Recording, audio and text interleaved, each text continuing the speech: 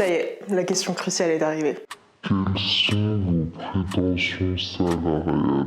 Parler du salaire pendant un entretien, ça peut être un peu délicat. Et pourtant, c'est indispensable pour la suite. Alors je vais te donner 2-3 petits conseils pour gérer ce moment comme un pro. Premièrement, tu attends le bon moment. Ne commence surtout pas l'entretien par parler du salaire. Attends que le recruteur vienne de lui-même à parler de ce sujet. L'idée, c'est que ton salaire doit découler de ta contribution et non de tes besoins personnels. Numéro 2. Prépare ta fourchette à l'avance. Fais des recherches sur le salaire du poste, ta région, le secteur. Tu peux bien sûr t'aider des sites officiels des conventions collectives, de l'INSEE, de l'APEC. Mais le plus important, c'est que tu prépares une fourchette réaliste, pas une fourchette arbitraire. Tu peux dire, d'après mes recherches et mon expérience, je vise un salaire de 35 000 € annuel par exemple. Et aussi, donne toujours une fourchette plutôt qu'un chiffre unique. Comme ça, tu pourras montrer ton professionnalisme et ta flexibilité. Numéro 3. Base ta demande sur ta valeur. Parle de ta contribution avant de parler d'argent. Tu peux dire, dans mes expériences précédentes, j'ai géré X projets et j'ai eu Y résultats. Pour ce rôle, je vise donc un package cohérent avec l'impact que je peux apporter.